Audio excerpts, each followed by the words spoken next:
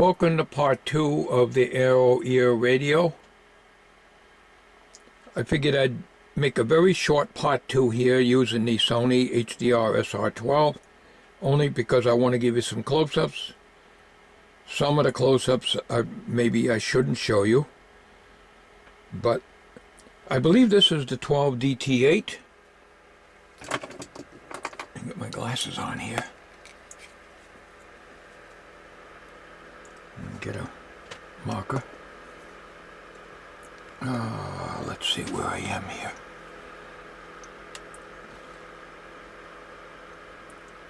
Okay.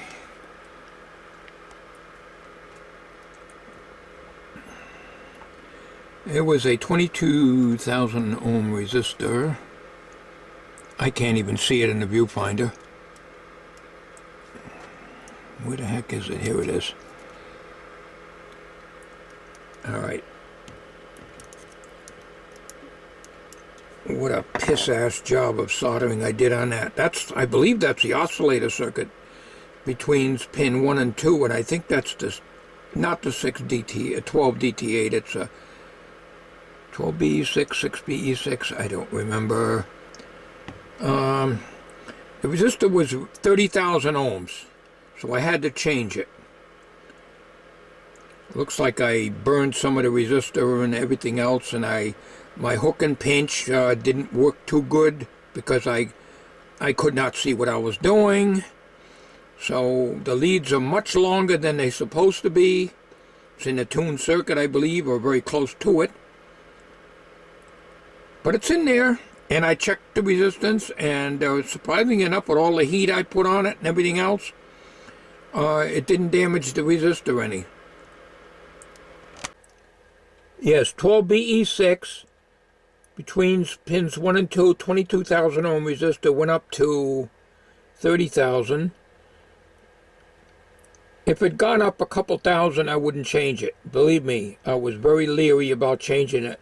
And it really wasn't all that hard to get at, but it was an SOB trying to get it in there. I just could not see what I was doing. But I got it in, as I showed you. Now, getting on this schematic thing again, there is no doubt the middle portion of this print is missing. I believe, I can't remember, was it Larry or Sky Carl, one of those fellows chimed in and says it was scanned from a book most likely, and you don't get portion where the binder is. I think that's the case. There is circuitry missing here. And to prove that, look at the legend down here, and I have to use my finger, I don't have my pointer again. If you look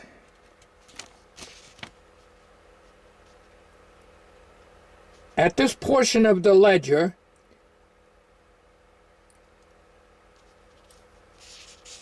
three places over, 1, 2, and the third one is chopped off, right? And if you go to this portion, I'm trying to get my finger, where am I here? This portion here is also missing. So this portion of the legend, or whatever you call it, here and here is totally missing. Now, here I am, I got them butted up against each other, okay? So we are missing some critical area in the middle. Probably not all that much, probably maybe about an inch or so, but that matters. It makes a difference. As far as lining up the circuitry, you can line it up, but you're missing part of the circuit. Okay? But it's the only schematic, and I can get myself organized here.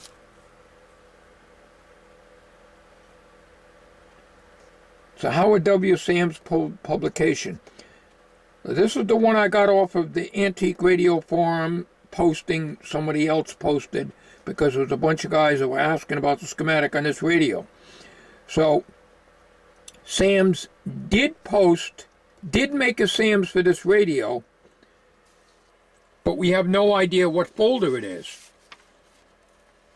So one of the important reasons why I got this camera out is so I can give you some real good close-ups of this, and also maybe somebody out there may even have a Sam's photo fact on the air-o-ear radio.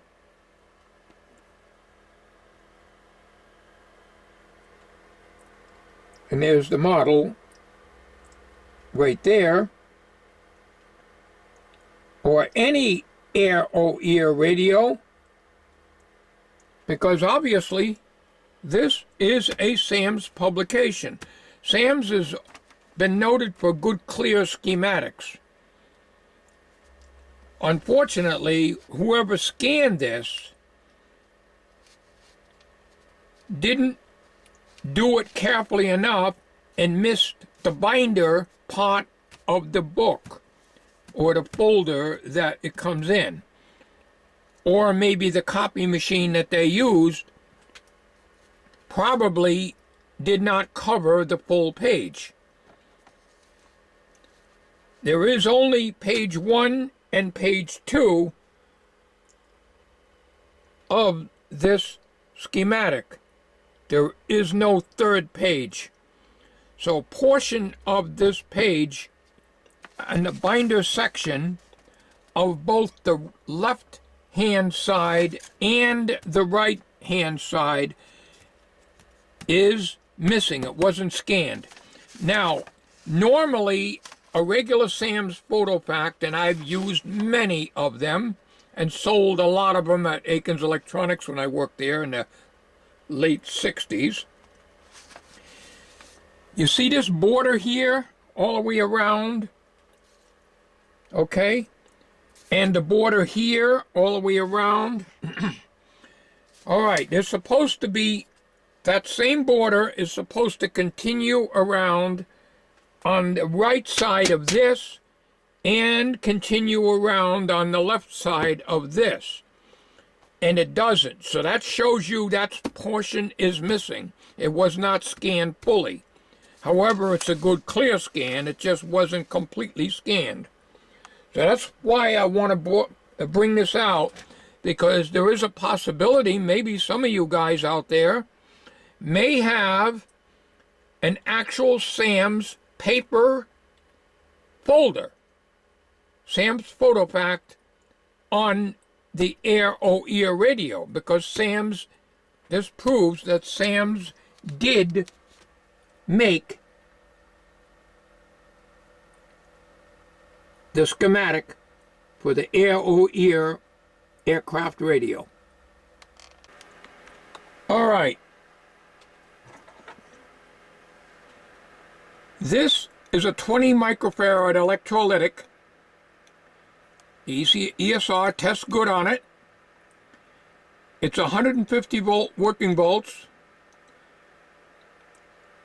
This is the one that has, according to the schematic, 165 volts negative supply. This was designed with 150 working volt electrolytic in here as marked. Okay?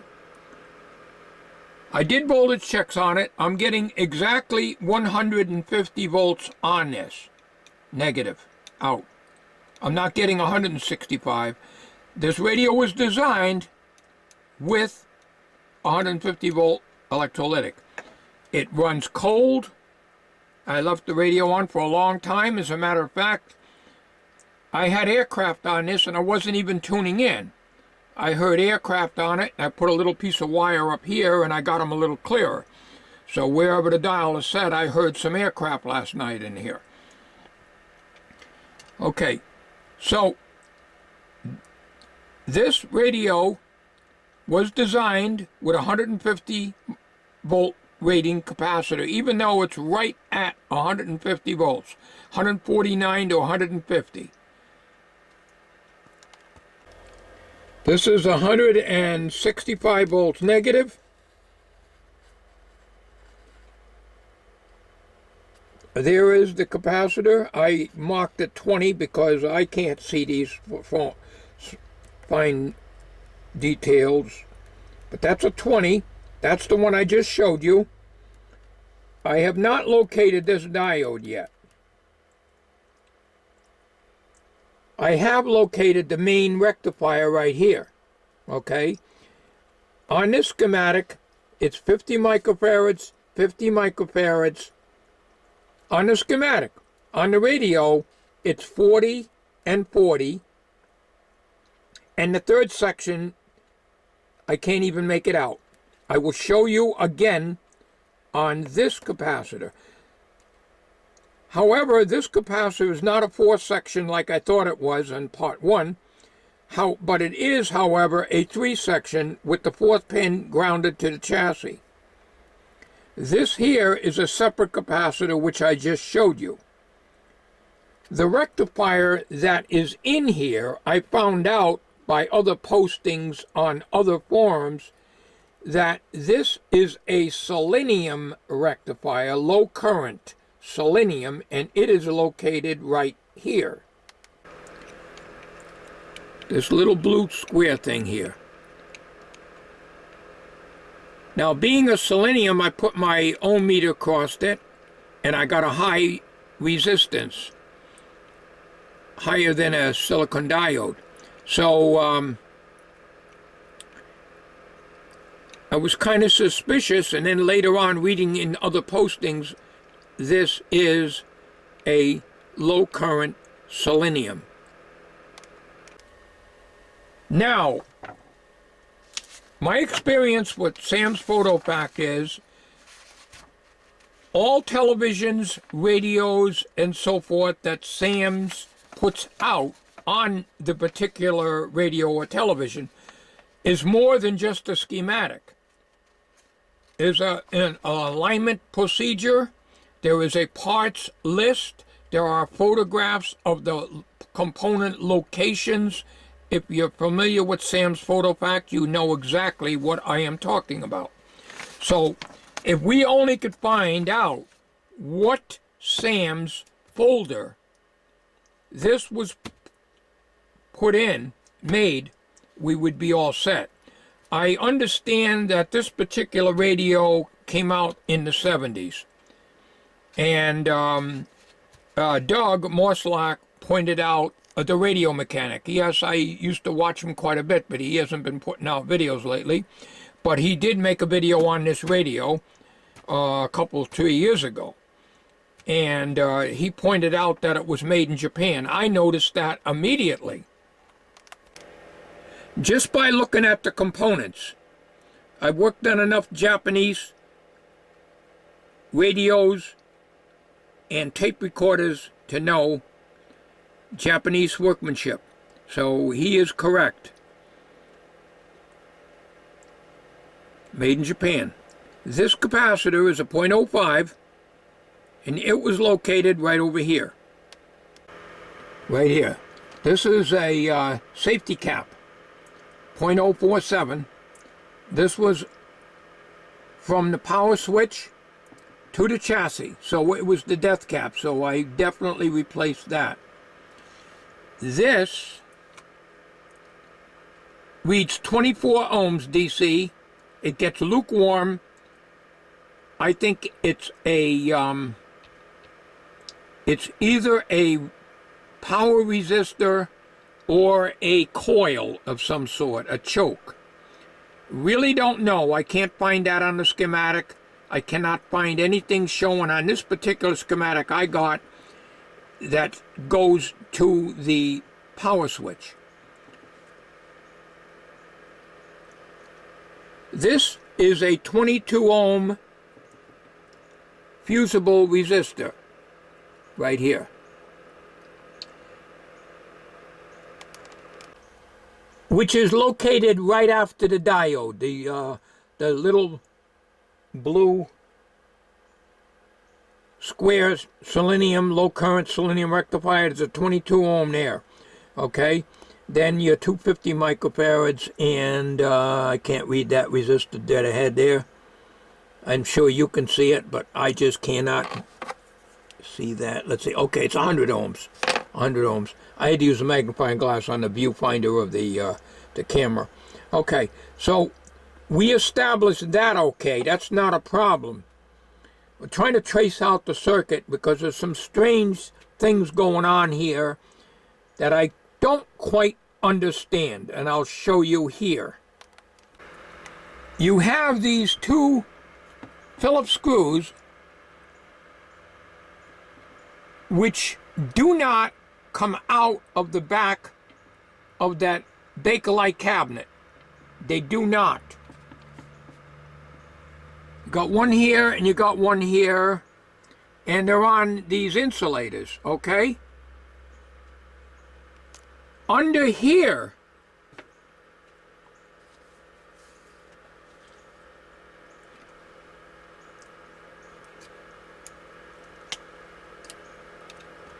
oh, hang on a minute. I got to get this on a tripod so I can have two hands. All right, I got you on a tripod. That's a lot better, isn't it? You see this screw right here? This is like a mounting screw. I'm familiar with this type of construction in radios and stuff in the past. And basically, if you have a hot chassis or a possibility of a hot chassis, you want these insulating blocks so that when you put your screw in here, your screw protrudes to the outside of the cabinet. If you touch the screw, you're not going to get zapped because the screw does not connect to the chassis. It connects by way of the, oh well, I can't find my pointer. What happens when I'm trying to do things like, all right, see this little white thing here? That's part of that phenolic, Teflon. All right, now when I tighten this down, I wished I had something to point with. Can't find my screwdriver. Everything drops on the floor. Here it is. Usually drops on the floor and I can't find it anymore. All right, I'm screwing this down. I hope you can see that. I'm trying to work around the camera. It's not easy. You see this right here? There's a metal plate that touches the bottom of that screw, and on that plate there is a 100 picofarad ceramic disc capacitor that goes from the hot side of the line to that. Okay? And from what I was reading on the schematic, it's something about an AC line VHF antenna connection. So if you back out this screw, these screws seem to be mounting screws, but there are no holes in that cabinet, that plastic cabinet that this radio had. There are no holes in the back of it to accommodate these screws that I'm showing you. Okay, so it's a mystery. I can use these to mount the radio into a wooden cabinet when I make it, so I don't want to defeat the purpose of those screws.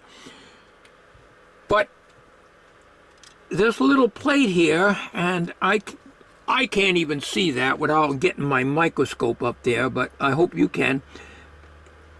It touches the bottom of the screw when the screw is driven all the way down. And on the back of the radio, which I'll show you, the radio cabinet that is, all right, you've got all the usual connectors. This is where I tried to break out get the cord out of the radio, so I did a lot of that, some of that damage.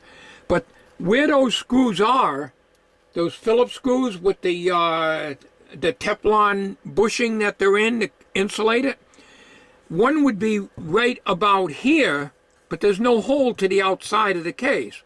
And one would be about in here. Let's see, that would be, yes, between this and here, that screw is located right here, but there's no hole to it, for it. So I really don't know what holds this case on because it's incomplete. I know we're upside down, but there's the two that I showed you on the case. This is obviously on the inside of the plastic cabinet. Does not go to the outside. But I can use it to go to the outside when I make a wooden case for this, which will have to be ventilated, of course. I just put black on there so I know that this is the hot side. I want to change this to... Radio Mechanic put a 3-prong grounded plug on this, and that's probably a good idea, but I think since the neutral is grounded to the chassis anyways, and the hot side is switched, but of course this is not polarized, so it could be that the ground side is switched too, depends on which way it's in the wall. Here's the other screw, okay, and then your antenna connection. This is your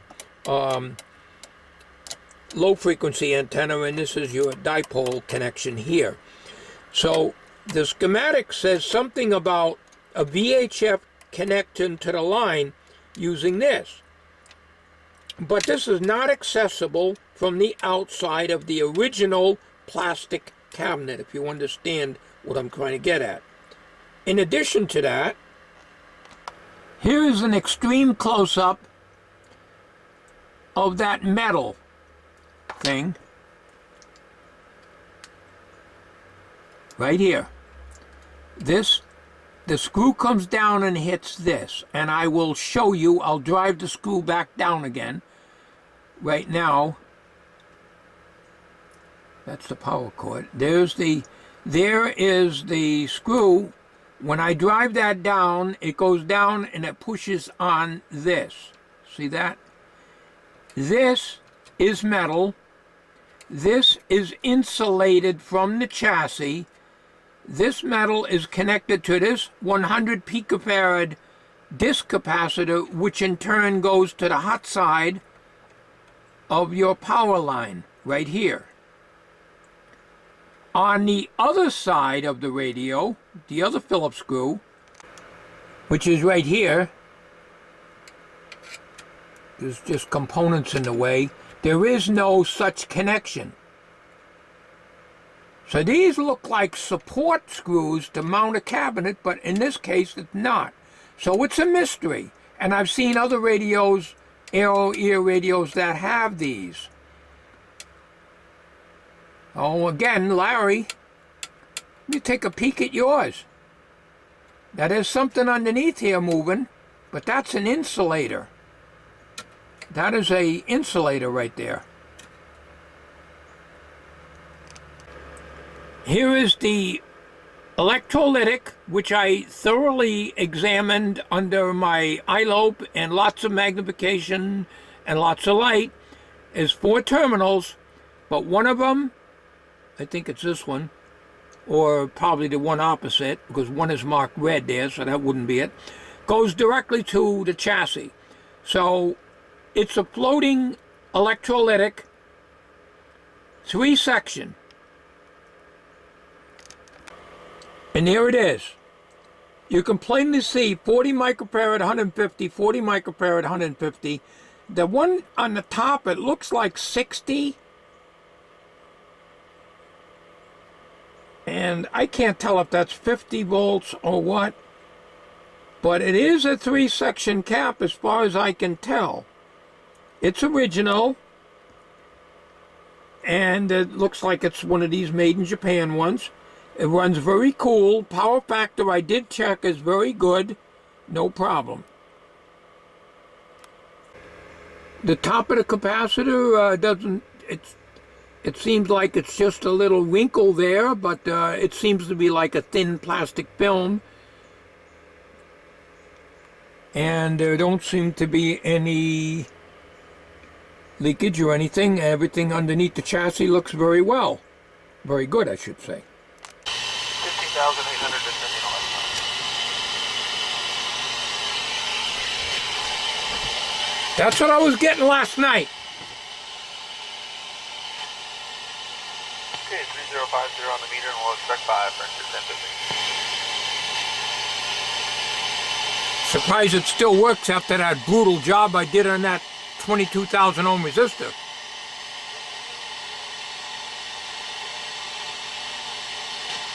Really aggravates me when I do work like that, honest to God. It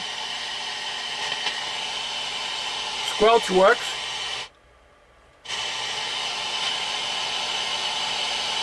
So we're on VHF. So we're about 120 megacycles. So in that ballpark, that's usually, I think, where the aircraft is.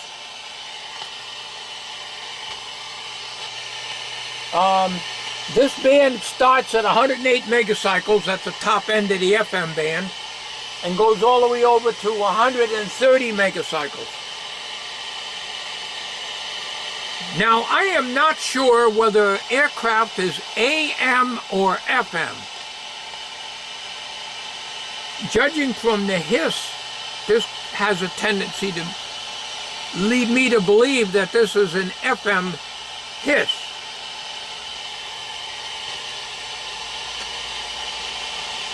Now,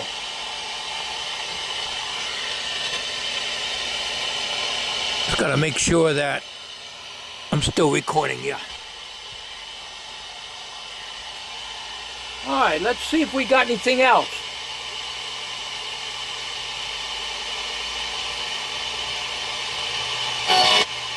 Now, down here we're getting some kind of music.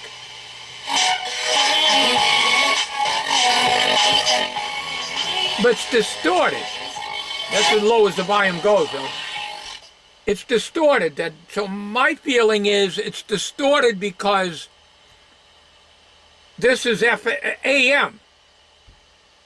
And trying to receive FM on an AM radio is not going to work out too good. 1077, crap rap station. Crap rap station. So actually I'm reading them on about 109. All right, let's go up higher.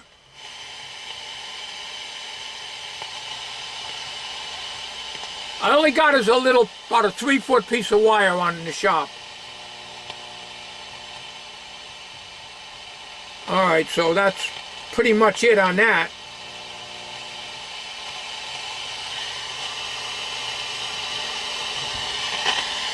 All right. So this is part 2, but again, it's more of a show and tell. Now HF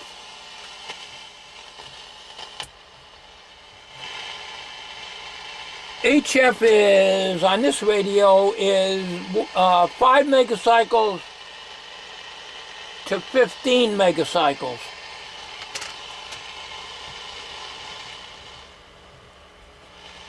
Boy, it dies right out. Hear the hissing? Up here? They're about 15 megacycles.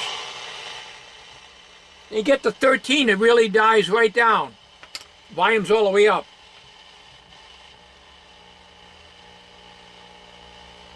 Getting a hum right in there. That's 9.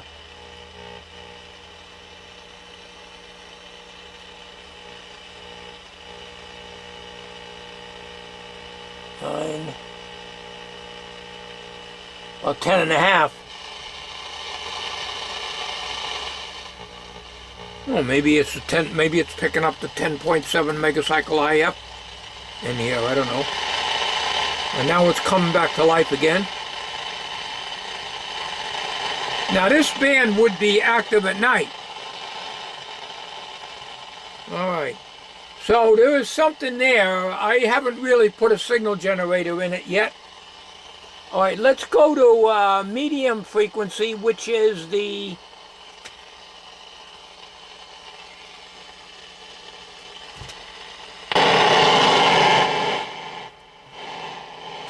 All right, there's my dehumidifier. All right. Boy, I'll tell you, that kills it.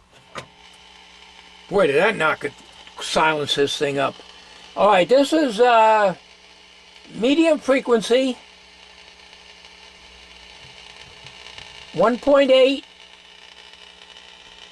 to 5 megacycles. So that would be on the long wire antenna jack back here. So we're not gonna, let's put a wire on that. Okay. I don't expect anything now.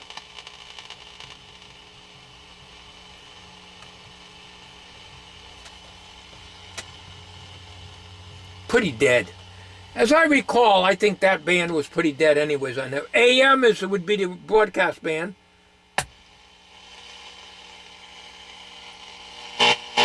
Yeah, you touch the loop stick, all the interference comes in. So let's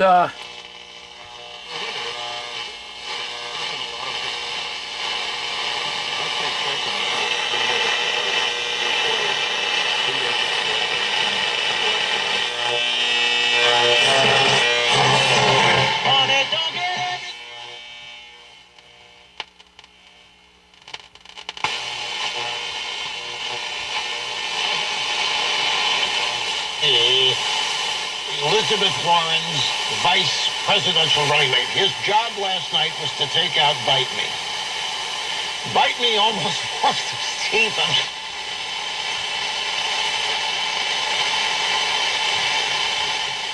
okay, well. 5-year-old has served as the president of the Boxing Writers. Okay, so it's not overly lively on AM, but you know, it's got the loop stick. You wouldn't think that it would need anything else. All right, now the final band is low frequency, which you won't get anything on.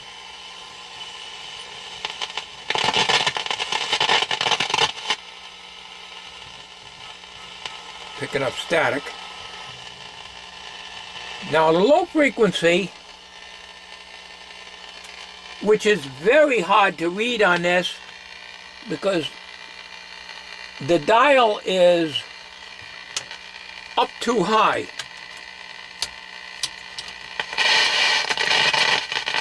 That's not me doing that, it's some static in the area.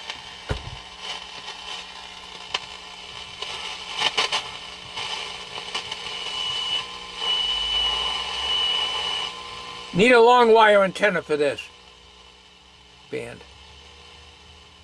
All right, so put it back on VHF. Take off the regular antenna here.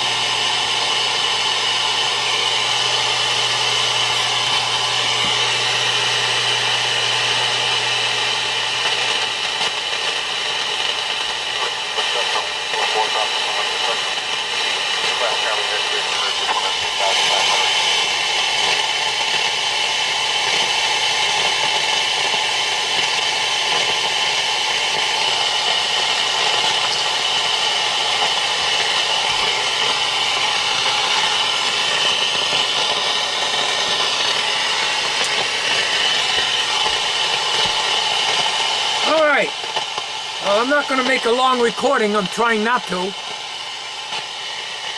because this will take all day to render. So we'll stop it at this point.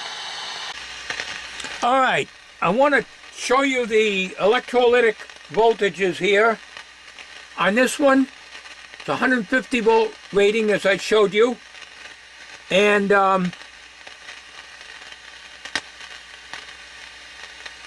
We're actually 152 now. I was reading 149 to 150. So it's supposed to be negative 165 volt source.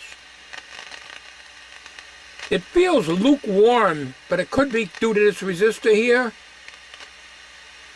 But the radio was down on the bench, so if this heat would come from the resistor, it would go straight up to the chassis. There's nothing wrong with this capacitor, but I'm kind of thinking maybe I should put 160 volt in there, even though it was designed for 150, because they're pushing the limit on this. Now, on the filter capacitors,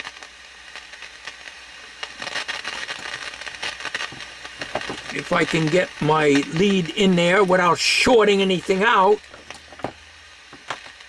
on the filter capacitors, I'm getting much less voltage. In other words, under 150.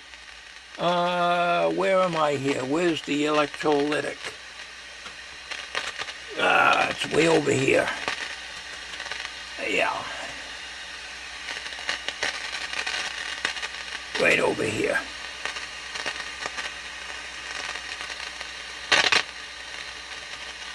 $143, $137,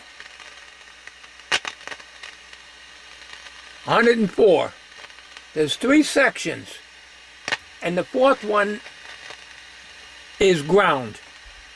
So there's 3 sections on that electrolytic, and as you saw, all the voltages are well under 150. So the only concern is this one right here,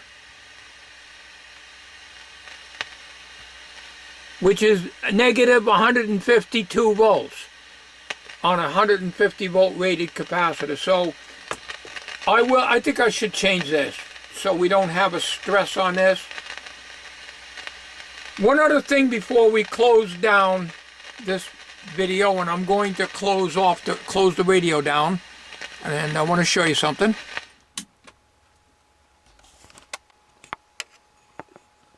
See this? This is a diode. These are 1N60s.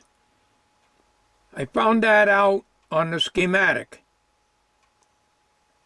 There are several of them in here. And one right here.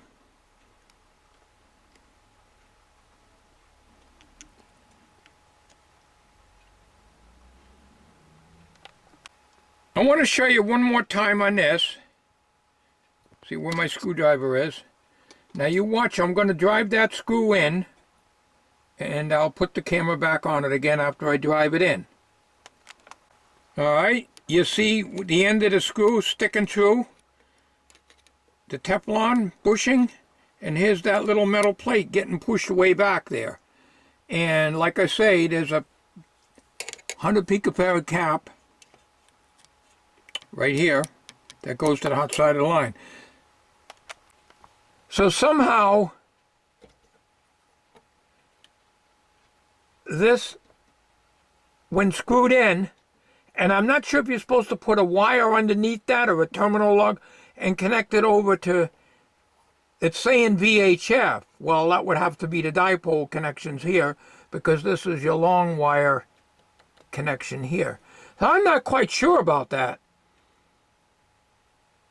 Now if I use this for mounting, well, if I use it for mounting, maybe I should just disconnect the disc cap. Probably wouldn't hurt anything, but I'm going to use this and the one down here for holding the wooden cabinet, holding the radio into the wooden cabinet, because if you look at the bottom of this radio, there is no places to put screws up through. Now, I noticed on the Radio Mechanics video, which is about 3 years old, you probably don't even have the radio anymore, his radio had a metal shield on the bottom. Now, I could make one out of galvanized sheet metal. That's not a problem. but I wouldn't be able to drill the holes because I wouldn't know where there's a bunch of holes in it to get the, you know, for doing the alignment and so forth. But this did not come with any bottom plate on it. I don't know if Lucky Larry has a bottom plate on his or not. Boy, Larry, I'm keeping you busy, ain't I? You keep going into that ear radio of yours. But anyways, this is going to end part 2. I know it's not too much of an actual servicing of the radio, but it is doing good. I'm pretty happy with everything except for this crappy, lousy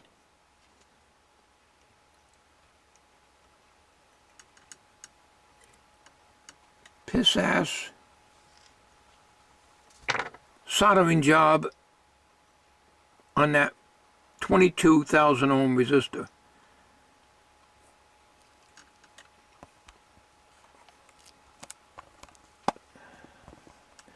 You know, when you're working on circuits like this in these areas, you don't want to disturb leads. You know, and I cut the leads off the resistor that was in there and put little hooks in them and did the same to the resistor. Now these are Chinese resistors. Okay?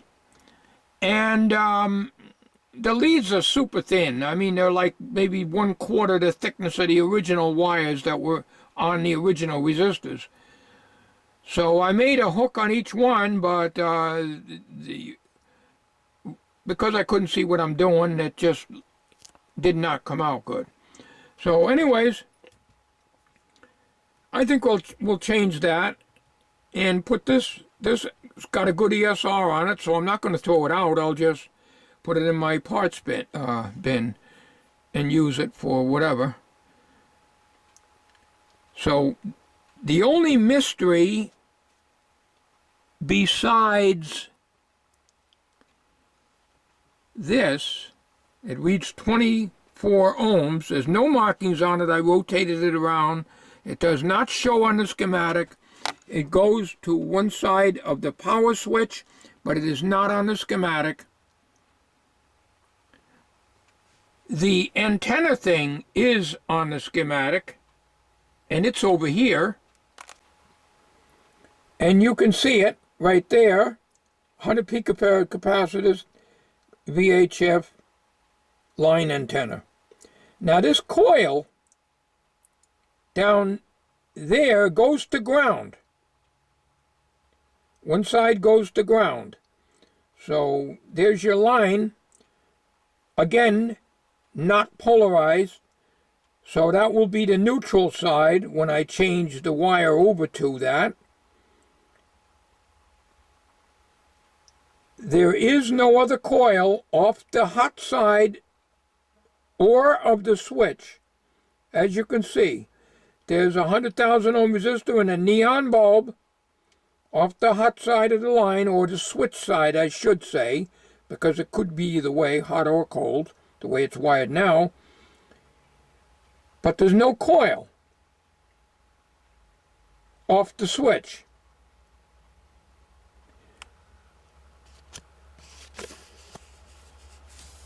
This coil, I think, is this one here. Right there. One end does go to ground. And as I recall, here it is right here, it goes to ground. Okay. And there's like two sections to that, and there's another wire up in there, I can't quite read it. So that, I think, is what that one is.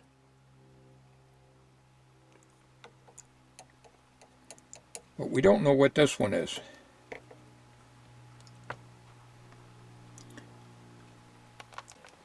But again, I think there's a possibility that this may not be the exact schematic for this particular model radio. I really don't know. That concludes part 2. of the air-o-ear radio, and we will be working on part 3 when the 12DT8 comes in. And I don't know exactly when that'll be, but I will be going over some of this. I've been testing resistors and stuff. But if I have to keep doing work like I did with this last resistor, the resistor's got to be way off value before I'll change them. Sometimes it's better to leave the ones that are off value than try to Mickey Mouse solder like I've been doing, putting a resistor in and making the thing worse. Because with that kind of workmanship, you're going to knock the tuning way to hell out on this thing. Thanks for watching. There'll be more to come. Take care.